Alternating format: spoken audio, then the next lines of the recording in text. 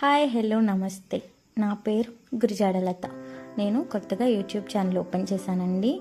నా channel name వచ్చేసి గురిజాడ లత vlogs. Please నా ఛానల్ని సబ్స్క్రైబ్ చేసుకొని లైక్ చేసి షేర్ చేయండి. ఇప్పుడు నా నుంచి మీరు ఏం ఎక్స్పెక్ట్ చేయొచ్చు అంటే కుకింగ్ వీడియోస్ అండ్ వ్లాగ్స్, ఇంకా కొత్త కొత్త కంటెంట్స్తో మీ ముందుకు వస్తాను. ఈరోజు మనం చికెన్ కర్రీ రెసిపీని చూద్దాం. ముందుగా ఒక కడాయి పెట్టుకొని అందులో 2 టేబుల్ స్పూన్స్ ఆఫ్ ఆయిల్ వేసుకొని 3 ఆనియన్స్, మీడియం సైజ్ ఆనియన్స్ చిన్న చిన్న ముక్కలుగా కట్ చేసుకొని అవి వేసుకుందాం.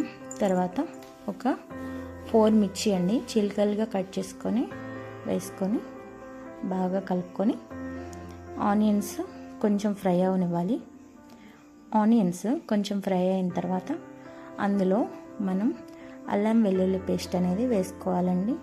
అల్లం వెల్లుల్లి పేస్ట్ 2 టేబుల్ స్పూన్స్ వేసుకోవాలి.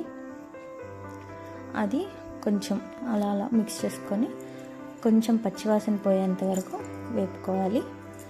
ఈ చికెన్ కర్రీ మెజర్మెంట్ ఏంటంటే ఇది 1/2 కేజీ చికెన్ అండి. 1/2 కేజీ చికెన్కి నేను మెజర్మెంట్ మీకు చెప్తున్నాను.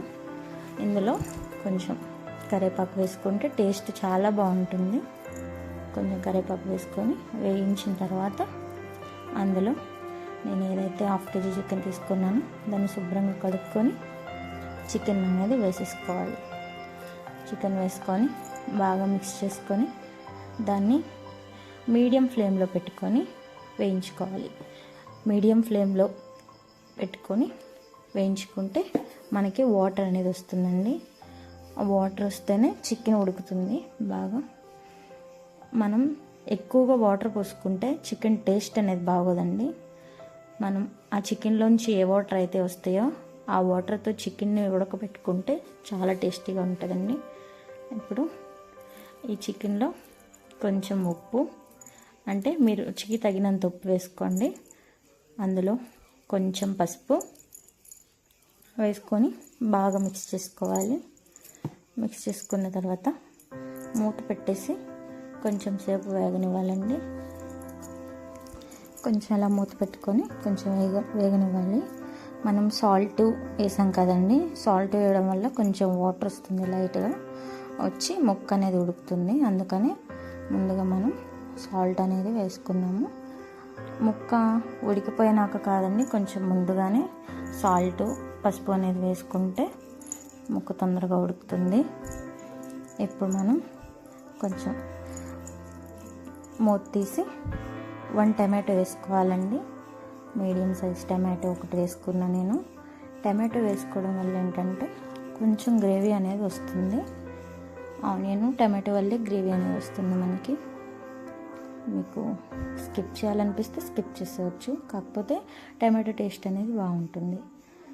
ఇప్పుడు మళ్ళీ క్యాప్ తీసుకొని బాగా మిక్స్ చేసుకొని టమాటా కొంచెం మగ్గింది కదండి, టమాటా వేసినప్పుడు మూత పెడితే టమాటా మగ్గుతుంది అన్నమాట.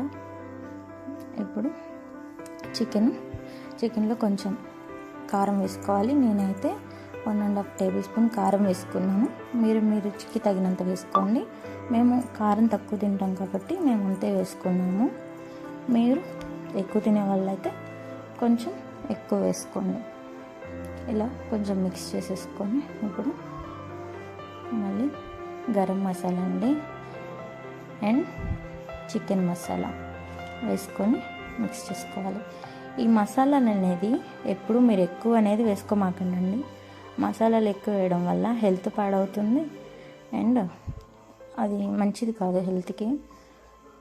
టేస్ట్ కూడా పాడవుతుంది. ఒరిజినల్ టేస్ట్ అంటే మసాలా ఎక్కువ వేసుకోకుండా ఉంటేనే బాగుంటుంది. అందులో కొంచెం కొత్తిమీర వేసుకొని కొంచెం అలా మిక్స్ చేసుకొని ట్యాప్ పెట్టి కొంచెం సేపు ఉడికించిన తర్వాత చూసుకోవాలండి. మనం ముక్క ఉడకలేదు అనుకుంటేనే కొంచెం ఎక్కువ వాటర్ వేయకూడదండి. వాటర్ వేస్తే టేస్ట్ అంత బాగోదు. కొంచెంగా వాటర్ వేసుకొని కొంచెంసేపు మూత పెట్టి మగ్గనివ్వండి. వాటర్ కన్సిస్టెన్సీ అంటే మీకు గ్రేవీ కన్సిస్టెన్సీ ఎంత కావాలో అంతవరకు చూసుకొని మీరు స్టవ్ బంద్ చేసేయండి. చూసారా, టేస్టీ చికెన్ కర్రీ ఎంత బాగుందో. మీరు కూడా ట్రై చేయండి ఖచ్చితంగా. చాలా అంటే చాలా బాగుంటుంది. ఎటువంటి ఎక్కువ మసాలాలు లేకుండా